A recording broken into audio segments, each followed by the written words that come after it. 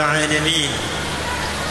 الحمد لله الذي فرض علينا الجمعة لنصبح من الذاكرين. نصلي ونسلم على حبيب الكريم رسولنا المصطفى الأمين سيدنا محمد الذي أرسل رحمة للعالمين، وعلى آله وصحبه وذرياته وأمته إلى يوم الدين.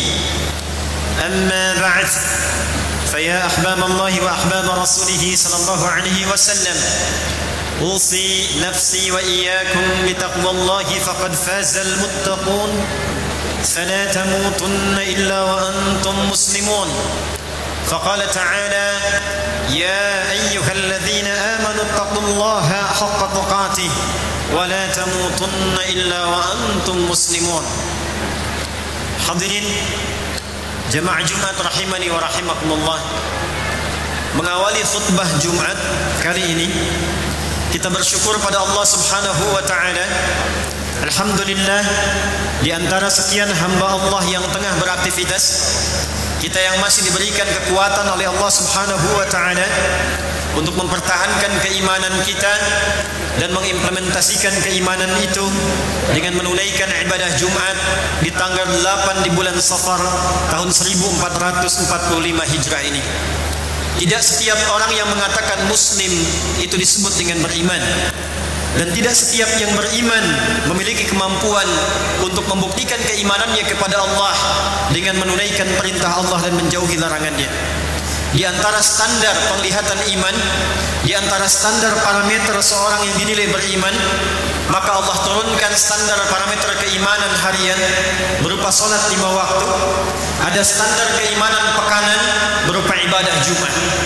Untuk itulah panggilan menunaikan Jumat disebutkan dalam Al-Quran dengan surahnya Al-Jumu'ah di ayat yang ke-9 dengan panggilan iman.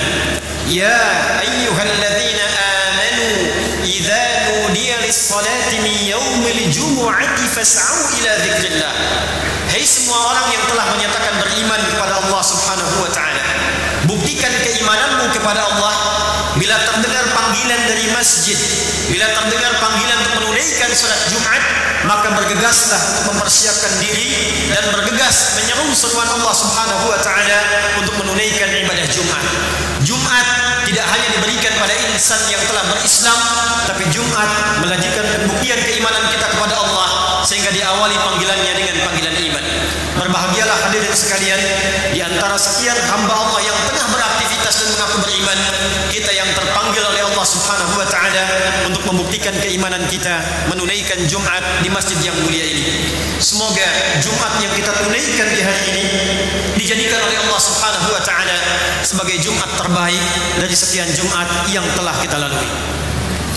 Hadirin jemaah Jumat rahimani wa rahimakumullah, satu kali Nabi Muhammad sallallahu alaihi wasallam setelah awal periode menerima wahyu dengan turunnya surah Al-Alaq itu, beliau terkesan dan terdorong untuk terus mendekat kepada Allah, datang ke Gua Hira, berharap-harap wahyu turun, berharap pedoman baru diturunkan oleh Allah untuk membimbing Rasulullah SAW, mencerahkan umat, membebaskan dari keburukan, mengajak pada kemuliaan yang berkemajuan.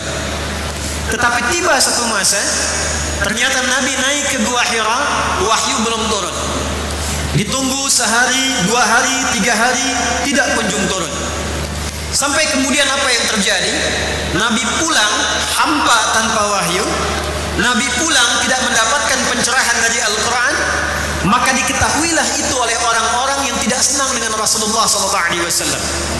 Mulai di antara mereka ada yang mengolok-olok Rasulullah SAW, ada yang mencela Nabi, ada yang menghina Nabi, bahkan ada yang menuduh Nabi sampai mengatakan Muhammad sudah gila, Muhammad sudah ditinggalkan oleh Tuhannya, Muhammad sudah tidak diakui lagi oleh Rabbnya, dan Muhammad sekarang datang, pulang, pergi, datang, turun, naik gua, hampa, tidak membawa apapun kecuali khayalannya semata.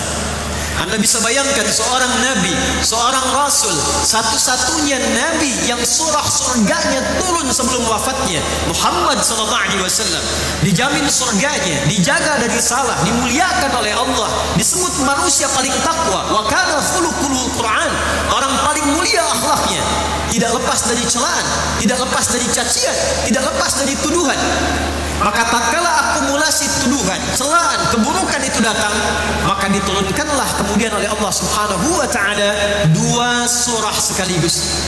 Turunlah surah Ad-Duha, surah ke-93 dalam urutan mushaf, dan turunlah surah ke-94, surah Al-Insyirah dalam urutan mushaf. Hadirin, dalam khutbah Jumat yang singkat ini kita akan belajar nafas-nafas kebaikan, kesan dan hikmah dengan turunnya surah Al-Insyirah ini yang sejatinya bukan hanya dikhususkan untuk kasusnya Nabi Muhammad SAW, tapi isinya berupa pedoman yang dimintakan pada Rasulullah untuk diajarkan, disampaikan, ditegarkan pada seluruh umat Nabi Muhammad SAW yang berkehidupan, yang bertugas, yang berprofesi dalam kehidupan untuk mengamalkan spirit ayat ini sehingga selalu mendapatkan ketenangan dan kebaikan dalam beraktivitas. A'udzubillahi minasyaitonir rajim. Bismillahirrahmanirrahim. Alam nashrah laka sadrak. Muhammad sallallahu alaihi wasallam, bukankah aku ciptakan engkau dengan jiwa yang sudah aku lapangkan? Engkau nabi, engkau rasul, engkau juga dimaki, engkau juga dicaci, engkau juga dituduh. Tapi aku telah menciptakan engkau dengan hati yang lapang, bukan yang sempit. Boleh jadi engkau merasa gelisah, engkau merasa tidak tenang, bukan karena tuduhan itu, bukan karena cacian itu, tapi lapangkanlah hatimu yang memang aku telah ciptakan engkau dengan keadaan hati yang begitu luas sehingga mudah menerima tuduhan-tuduhan, cacian-cacian dengan hati yang lapang dan telah luas yang Allah ciptakan itu. Hadirin, ayat yang pertama ingin memberikan kesan kepada kita bahwa sungguh di antara sekian manusia yang hidup tidak akan pernah lepas dari ujian Allah Subhanahu wa taala. Tidak ada satupun manusia yang hidup tanpa ujian. Tidak ada satupun manusia yang hidup tanpa kesulitan. Anda menjadi anak, Anda pernah sulit. Anda menjadi suami, Anda pasti mengalami kesulitan. Ada yang menjadi istri, ada yang pasti mengalami ujian. Anda yang bekerja, ada yang di kehidupan sosial. Tidak ada satupun orang yang hidup di muka bumi ini yang tidak pernah merasakan kesulitan, tidak pernah merasakan masalah, dan tidak lepas dari ujian. Quran surah kedua Al-Baqarah di ayat 155. وَلَنَبْلُوَنَّكُمْ بِشَيْءٍ مِنَ الْخَوْفِ وَالْجُوعِ وَنَقْصٍ مِنَ الْأَمْوَالِ وَالْأَنْفُسِ وَالثَّمَرَاتِ وَبَشِّرِ الصَّابِرِينَ. Kata Allah, setiap hambaku yang hidup, aku pasti akan uji dengan berbagai persoalan kehidupan yang aku tujukan ujian itu bukan ingin membebani hambaku. Jika aku berikan masalah, bukan ingin membuat hambaku bermasalah, tapi kata Allah, aku ingin naikkan kualitas hidupnya sehingga dengan ujian yang telah ia lewati, naik kualitasnya, naik kekuatannya, naik ilmunya, naik progresnya, naik pengalamannya. Di antara mereka ada yang diuji dengan kegelisahan, ada yang diuji dengan cacian, ada yang diuji dengan tuduhan. Minal khauf, ada yang dengan ketakutan. Wal ju' ada yang dengan kelaparan. Wa naqs minal amwal, ada yang bekerja, berangkat ke sana kemari bawa tidak mendapatkan pekerjaan. Melamar belum tentu diterima. Wal anfus, ada yang diuji dengan penyakit, ada yang sampai sebagian meninggal. Was thamarat, bahkan ada yang kerja keras tapi hasilnya diklaim oleh orang lain. Apa yang Allah sampaikan? La yukallifullahu nafsan illa wus'aha. Allah menegaskan, kalau ada hambaku yang mendapat ujian, itu adalah ujian yang aku pilih sesuai dengan batas kemampuannya. Tidak mungkin si fulan diuji dengan ujian yang tidak bisa ia selesaikan. Tidak mungkin si fulan diberikan persoalan kalau tak mampu menyelesaikan. Jika Anda di antara jamaah, saya, Anda, kita diberikan ujian oleh Allah yang berat bahkan sampai Jumat ini, itu tandanya hanya Anda yang mampu, yang lain tak mampu menyelesaikannya. Hanya kita yang diminta oleh Allah meningkatkan kualitas, hanya kita yang diminta oleh Allah untuk naik kelas, bukan yang lainnya. Jadi posisikan, kata Al-Quran, setiap ujian yang Allah berikan sebagai tanda sayang yang Allah berikan hanya untuk kita, bukan pada orang lain. Bagaimana menerima ujian itu menjadi ringan? Maka rumus yang pertama, alam nashrah laka sadrak. Lapangkan hati kita, tenangkan jiwa kita. Posisikan setiap apa yang Allah ujikan kepada kita, baik itu berupa musibah, baik itu berupa persoalan, apapun itu berupa cacian, tuduhan, bahkan celaan seperti yang dialami Rasulullah SAW. Lapangkan hati sehingga dengan kelapangan itu yang sulit pun menjadi mudah, yang besar pun menjadi kecil. Maka turunlah Quran surah kedua ayat 116 itu. Wa qalu ittakhadallahu walada. Allah besarkan hati Muhammad SAW. Ya Muhammad, ya Rasulullah, jangankan engkau, aku saja yang Tuhan dicaci. Malaikat saja dituduh, Allah dituduh, malaikat dituduh. Maka bagaimana Muhammad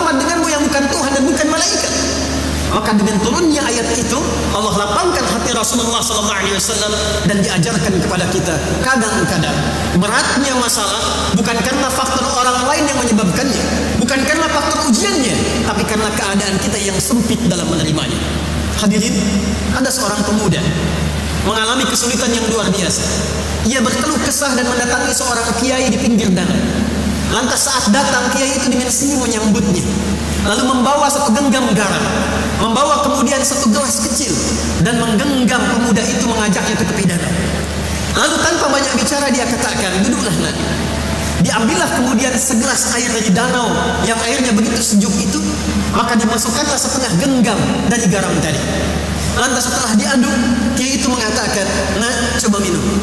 Pemuda itu berkata, wahai Yai, ini pasti asin sekali. Kata kiai itu, minum saja. Maka saat diminum baru seteguk dia muntahkan. Lalu beliau buang setengah genggam lagi garam yang ada di tangannya ke dalam danau itu. Lantas seketika beliau kemudian ambil air yang baru dan dikatakan kepada anak itu, silahkan minum yang ini. Maka diminumlah itu dengan dahaga yang luar biasa, hilang hausnya.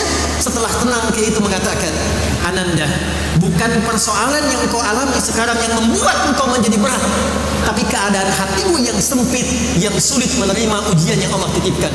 Kalau hatimu berjalannya hanya sebesar gelas ini, seluas cangkir ini, masalah sekecil apapun tentu akan terasa asin. Tapi kalau hatimu lapang, selapang danau ini, seluas danau ini, betapa besar persoalan dia akan mengecil, betapa sulit persoalan dia akan mudah untuk diselesaikan. Wa wada'na anka wizrak alladhi anqadha dhahrak. Ya Muhammad sallallahu alaihi wasallam, jika ada satu persoalan dari orang-orang itu yang sekarang mencela, menuduhmu, merendahkanmu, apakah engkau mengabaikan semua persoalan yang pernah aku selesaikan sebelumnya? Padahal yang kedua, Allah memberikan pendidikan kepada kita lewat Nabi Muhammad SAW. Jika ada di antara kita yang mengalami kesulitan, sulit di rumah tangganya, persoalan dengan istri, persoalan dengan anak, persoalan di pekerjaan, persoalan dalam dunia sosial kita, satu hari kita menemukan kesulitan, jangan menjadikan satu yang susah itu seakan dunia gelap untuk kita, seakan sulit kita untuk melangkah. Maka Allah tanya balik kepada kita, bukankah dulu pun kita punya banyak persoalan yang telah Allah selesaikan? Jangan sampai banyaknya ribuan persoalan yang telah kita selesaikan, yang telah Allah bantu ringankan, dikalahkan hanya satu persoalan kecil yang membuat kita sulit melangkah. Abaikan ya Muhammad, seperti dulu engkau pernah menyelesaikan semua itu. Yakinkan ya Muhammad, seperti dulu engkau pun pernah disakiti. Bukankah di awal dakwah engkau juga dihina? Bukankah awal membawa risalah engkau juga dituduh? Bukankah engkau datang ke keluargamu engkau diacuhkan? Dan sampai detik ini aku bebaskan semua itu. Alladzi anqadha dhahrak, yang bahkan membuat engkau sulit untuk beraktivitas. Hadirin, inna ma'al usri yusra, fa inna ma'al usri yusra. Ada ketiga kesan yang ketiga.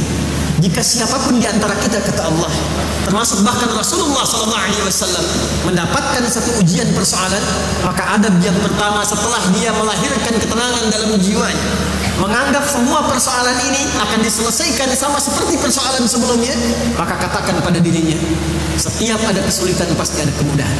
Dalam bahasa psikologi kekinian, setiap mendapatkan persoalan, kalau ingin ringan mengatasinya, katakan pada diri kita, ini pasti selesai, ini pasti ada solusinya, ini pasti ada jalan keluarnya.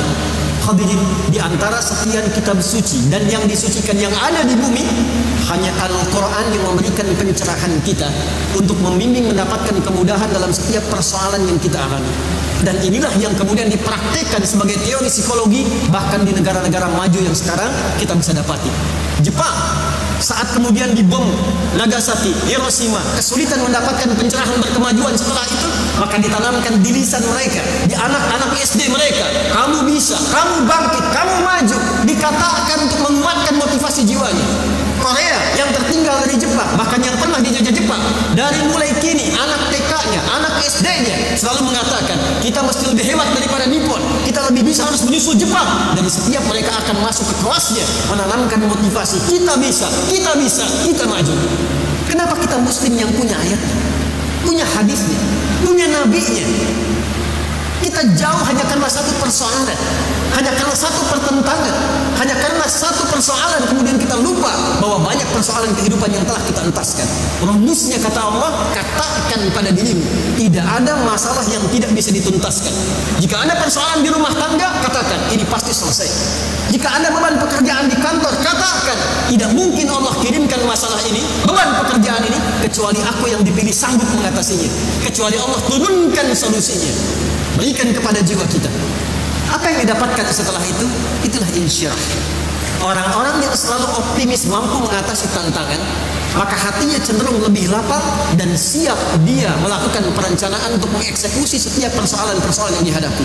Itulah sebabnya turun ayat berikutnya, فَإِذَا فَرَغْتَ فَانصَبْ. Jika engkau telah memahami persoalanmu dengan ketenanganmu itu, gelisah, sempit hati, tidak akan pernah mendapatkan solusi. Gelisah, sempit hati, tidak akan pernah bisa nyaman menyusun perencanaan pekerjaan. Maka setelah tenang, hatinya lapang, jiwa yang tenang melahirkan kreativitas dan pemikiran yang cemerlang. Fa'idha farahta fansab. Mitigasi persoalannya. Analisis, apa penyebabnya, apa jalan keluarnya, rumuskan kata Allah. Wa ila rabbika farahab. Setelah diketahui, tugas kamu yang Muhammad hanya berikhtiar untuk menyelesaikannya saja dan jangan pernah memikirkan hasilnya. Hadirin adab yang terakhir, banyak di antara kita yang diuji seringkali kecewa, seringkali tidak nyaman, seringkali tidak puas karena kita melebihi ekspektasi dari apa yang Allah tuntut. Yang dituntut oleh Allah itu hanya ikhtiarnya saja, hanya amalnya saja, dan disitulah terletak pahalanya.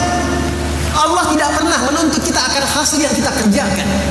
Bila kita orientasi selalu kepada hasil, mesti mendapatkan ini, mesti meraih ini, apa yang terjadi? Bila tawakal kemudian tidak kita munculkan atas ketetapan Allah, maka yang hadir kemudian kecewa, yang hadir lelah, yang hadir capek. Maka apa yang Allah sampaikan? Ya Muhammad, tugasmu bukan memastikan berapa yang Islam di Mekah ini.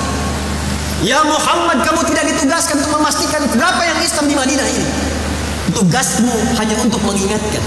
Tugasmu hanya untuk mengajarkan. Fadzakir innama anta mudzakir lasta alaihim bimusaitir. Engkau ingatkan, engkau ajarkan. Engkau tidak ditugaskan untuk menguasai dan menentukan berapa yang harus beriman, berapa yang harus Islam. Justru dalam sholat itulah kita menikmati pahala. Justru saat mendidik anak itulah kita mendapati kasih sayang. Justru saat cucu kita nakal itulah kita mendapatkan kenikmatannya. Nikmat menjadi kakek, nikmat menjadi ayah. Kita tidak akan dihisab dengan apakah anak itu menjadi fulan, apakah cucu itu menjadi seorang pejabat, seorang yang berilmu. Tapi semua proses yang kita kerjakan itulah yang diberikan nilai oleh Allah Subhanahu wa taala. Kita bekerja, jalani pekerjaan dengan sungguh-sungguh, jalani dengan ikhtiar, terapkan dengan kemuliaan, mohonkan ridha Allah. Kita tidak punya kehendak untuk disoal oleh siapapun.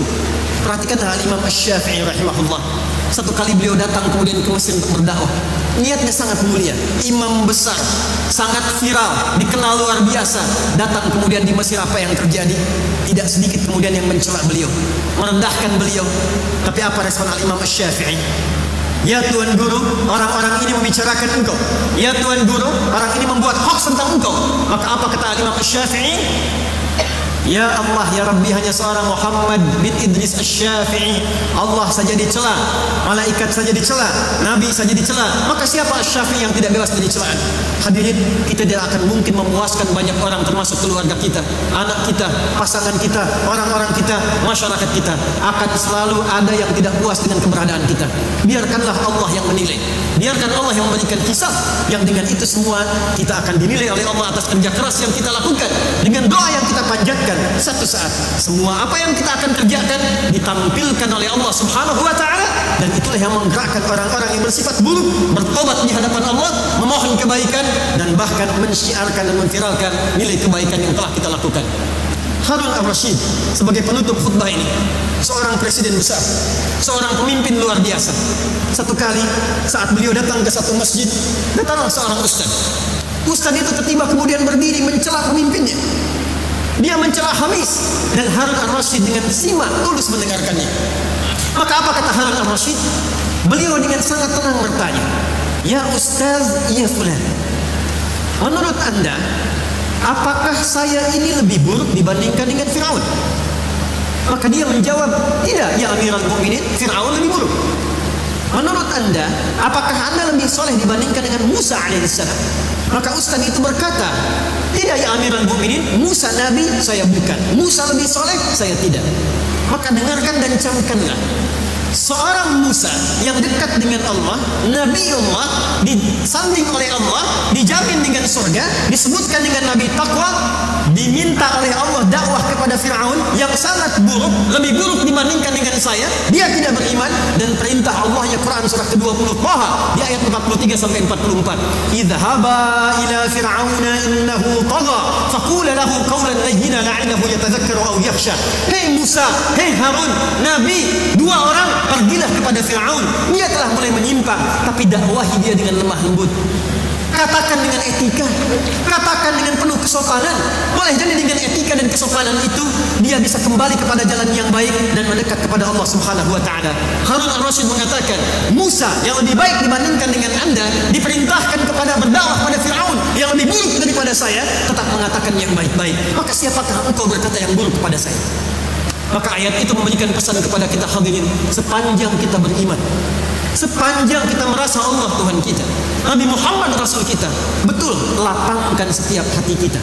Bila ada yang mencela, bila ada yang menuduh, lapangkan diri kita, lapangkan dalam mengatasi berbagai problem kehidupan kita, di rumah tangga, di kedudukan, di persoalan, di kantor. Tapi sisi yang lain, kita juga dididik oleh Allah Subhanahu wa taala sepanjang punya iman, mengakui Nabi kita Rasul, jauhi sifat-sifat buruk yang pernah dialamatkan kepada Rasulullah sallallahu alaihi wasallam.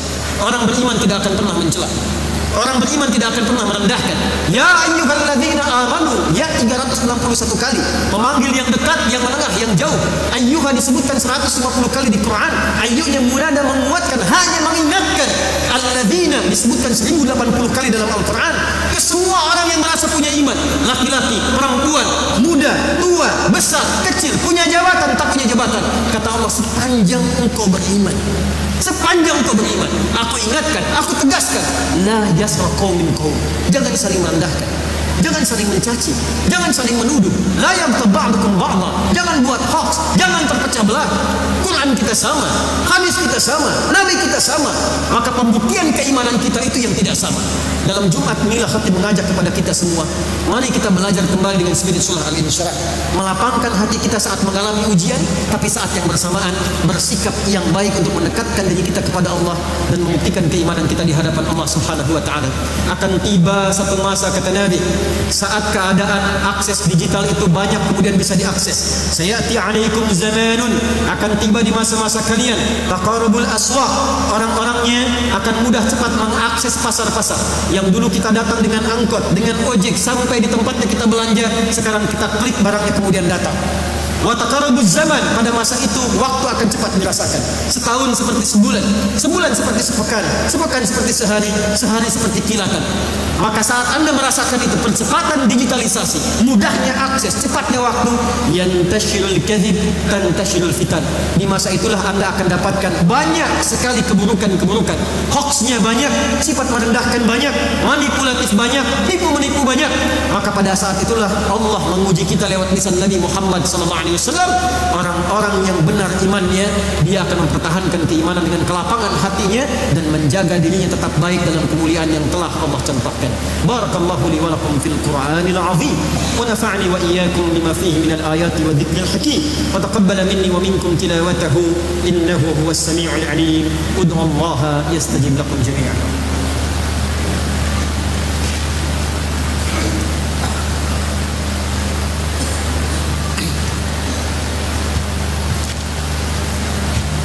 Alhamdulillah, wassalatu wassalamu ala rasulillah wa ala alihi wa sahbihi wa man walah, wa ba'd. Saya ibadallah, usi nafsi wa iyyakum bi taqwallahi faqad faza al-muttaqun fala tamutunna illa wa antum muslimun. Hadirin jamaah Jumat rahimani wa rahimakumullah, sebelum kita akhiri khutbah ini dengan berdoa pada Allah Subhanahu wa taala, izinkan khatib menegaskan dan mengingatkan, Jumu'ah disebut dengan Jumu'ah sebagai pengganti dari Yaumul Arafah. Dulu sebelum datang Islam, hari Jumat ini disebut dengan Yaumul Arubah, hari akhir pekan untuk berbangga, berpesta, hari sombong, hari pamer. Setelah sepekan beraktivitas, ditunjukkan hasilnya, dipamerkan, diviralkan untuk ditunjukkan siapa yang paling hebat dibandingkan yang lainnya. Maka berkumpullah mereka di pusat-pusat hiburan disebut dengan suk. Ada suku Uqad, suk Dumatil Jandal, dan puncaknya di Jabal Qubais di dekat dengan Ka'bah. Maka yang dilakukan oleh mereka cuma kumpul-kumpul, pamer-pamer, tak kenal yang lain, terpecah belah, kemudian muncullah kriminalitas. Datanglah Islam, hijrah Nabi ke Al-Madinah Al-Munawwarah, turunlah kemudian perintah Jum'ah dengan turunnya surah ke-62 ayat 9 sampai ayat 10 itu. Ya ayyuhalladzina amanu idza nudiya lis-salati min yaumil jum'ah.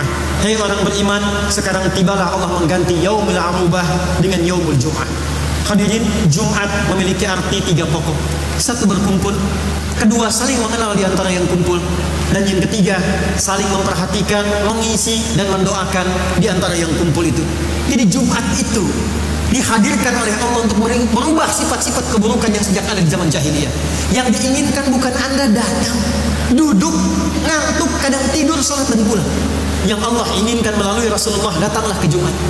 Salinglah kita mengenal, saling mengisi, saling mendoakan. Di setiap masjid yang Jumat, boleh jadi ada orang sakit, tidak punya kemampuan ke rumah sakit, datang dokter, diberikan solusi. Yang tak punya pekerjaan, datang orang yang punya pekerjaan, diberikan gambaran. Orang-orang yang tidak dapat minuman, dapat minuman. Orang yang lapar dapat makanan. Itulah Jumat, itulah solusi. Tidak ada satupun Jumat di era Nabi kecuali dikenal satu dengan yang lainnya, kecuali ahad, kecuali rukun, dan terhindar dari perpecah belahan. Malu kita kalau tiap pekan Jumat ternyata saling menghina. Tiap pekan Jumat saling merendahkan. Tiap pekan Jumat saling mencaci. Tiap pekan Jumat tidak mendapatkan spirit dari Jumatnya.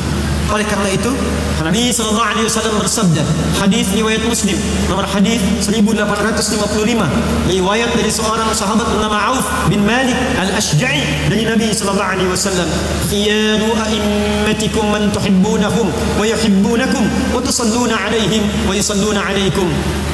Berbahagialah satu bangsa, satu negara, satu masyarakat bila ada pemimpin dan rakyatnya saling mencintai. Nabi mengajarkan, jika ada pemimpin rakyat yang mencintainya, jika ada pemimpin-pemimpin mencintai rakyatnya, bagaimana mendapatkan cinta itu? Maka dalam Jumat inilah diajarkan oleh Nabi SAW, tusalluna alaihim wa yusalluna alaikum. Saling mendoakan. Doakan pimpinan kita, RT kita, RW kita, lurah kita, camat kita, wali kota kita, gubernur kita, presiden kita, bukan dengan mencacinya, merendahkannya, menjatuhkannya. Sehingga dengan itu Allah bimbing dengan doa kita. Dalam sujud malam kita, dibimbing beliau-beliau untuk membimbing kebijakan yang baik, memasyarakatkan kita, memajukan negeri kita, mendamaikan kita. Dan dengan doa itulah Allah jaga kemuliaan di antara kita semua. Beliau-beliau mendoakan kita, membangun negeri kita, kita pun mendoakan mereka dalam kebaikan, sehingga kita pulang dalam keadaan husnul khatimah yang baik. Tidak ada beban keburukan, lapang hati kita, datang baik, dan pulang dalam keadaan yang baik. Dan di Jumat inilah kita bermohon kepada Allah Subhanahu wa Ta'ala. Menutup khutbah kesempatan yang baik ini, semoga Allah Subhanahu wa Ta'ala menerima amalan kita, mengampuni dosa kita, dan mengabulkan apa-apa yang akan kita mohonkan pada Allah Subhanahu wa Ta'ala. Allahumma taqabbal minna innaka antas sami'ul alim wa tub 'alaina innaka antat tawwabur rahim. Allahumma ya arhamar rahimin, Rabbana la tada' lana fi maqamina hadha wa fi kulli maqamin dhanban illa ghafarta. Ya Allah, jika ada seorang pendosa hadir di Jumat ini atau sekitaran masjid ini, jangan biarkan ia meninggalkan masjid ini kecuali Engkau ampuni seluruh dosa-dosanya ya arhamar rahimin. Allahumma wala hamman illa farajtah. Ya Allah, jika ada yang datang di Jumat ini membawa kegelisahan, jangan biarkan ia pulang kecuali Engkau telah tenangkan keadaan hatinya. Allahumma wala maridan illa syafaitah. Ya Allah, jika ada di antara kami, kolega kami, keluarga kami yang mungkin tidak datang Jumat atau yang tidak hadir Jumat, Kau uji dengan penyakit seberat apapun, mohon angkat dan sembuhkan penyakitnya. Allahumma wala asran illa yasartah. Ya Allah, ada hamba-Mu yang datang ke Jumat ini di antara mereka yang datang membawa kesulitan, mohon ya Allah angkat dan hilangkan seluruh kesulitannya. Ya arhamar rahimin, alif baina qulubina. Allahumma alif ya Allah, waltaf qulubal 'asi liyatubu ilaika fi hadhihi al-jum'ah taubatan nasuha. Ya Allah, jika ada pelaku maksiat hadir di sekitaran Jumat ini, atau bahkan kerabat kami, tetangga kami, orang terdekat kami ya arhamar rahimin, maka mohon sentuh hatinya untuk bertobat sebelum ia wafat menghadap-Mu ya arhamar rahimin. Idza kanu ghairul Islam fahdihim ilal Islam. Ya Allah, jika ada di antara kami yang belum menerima hidayah, teman kami yang hidup bersama kami, bekerja dengan kami, jadi tetangga kami, ya Allah berikan hidayah kepada mereka untuk berislam. Kami hidup dengan mereka di dunia berbahagia, maka kumpulkan kami di akhirat dalam kebahagiaan yang lebih dari serupa ya arhamar rahimin. Allahumma ihfadh umara'ana waj'alhum 'udala warzuq sihhatan lahum ya arhamar rahimin wa quwwatan lahum ya rabbal alamin. Ya Allah, mohon jaga para pemimpin kami ya rabbal alamin. Anugerahkan hidayah dan taufik kepada mereka ya Allah, agar bersikap adil dalam membuat keputusan. Ya Allah, berikan hidayah kepada mereka ya Allah, agar ringan pekerjaan mereka. Bimbing mereka ya arhamar rahimin. Sehatkan mereka ya rabbal alamin. Ya Allah, jauhkan mereka dari keburukan-keburukan yang mengancam hisab mereka di hari kiamat ya arhamar rahimin. Allahumma ihfadh ya Allah ulama'ana waj'alhum mukhlasin lakad-din. Ya Allah, mohon jaga para ulama kami, cerahkan hati mereka ya Allah, luaskan ilmu mereka ya Allah, bimbing mereka untuk berdakwah, untuk menyatukan umat. Jauhkan mereka dari perpecahan ya Allah, jauhkan mereka dari godaan-godaan materi ya Allah. Allahumma ihfadh biladana Indonesia waj'alha baldatan thayyibatan wa anta tardaha wa alif wahid ya Allah mujtama'iha wa jannibna min at-tafriqah. Ya Allah, mohon jadikan negeri kami Indonesia negeri yang berkah, negeri yang makmur, negeri yang adil. Dan mohon ya Allah, jaga rakyat kami ya rabbal alamin. Satukan kami dalam kebaikan dan kekompakan untuk memajukan, memakmurkan negeri ini ya arhamar rahimin. Jauhkan kami dari perpecahan ya arhamar rahimin. Ya Allah, berkahi para pejuang yang telah mendahului kami, pemimpin-pemimpin negeri ini yang telah kembali kepadamu ya Allah. Berkahi mereka ya Allah, berkahi keluarga mereka ya Allah, terangi kubur mereka ya Allah. Ganti setiap pengorbanan tetes darah, keringat, air mata mereka ya Allah dengan jariah menerangi kubur mereka. Ringankan hisab mereka ya arhamar rahimin. Bagi yang bertugas ya Allah, lapangkan tugas mereka, mudahkan, sehatkan, berikan kekuatan. Berkahi keluarganya, lapangkan keluarganya, sawarkan keluarganya ya arhamar rahimin. Kepada kami rakyatnya ya Allah, berikan kemakmuran, berikan kelapangan, berikan kedamaian, berikan ketentraman, dan wafatkan kami dalam keadaan husnul khatimah. Rabbana atina fid dunya hasanah وفي الآخرة حسنة وقنا عذاب النار. اشتقنا برسول الله صلى الله عليه وسلم. Ya Allah, kami rindu dengan Rasulullah sallallahu alaihi wasallam. Ishtaqna bi Rasulillah sallallahu alaihi wasallam. Ya Allah, jadikan kami umat Rasulullah sallallahu alaihi wasallam.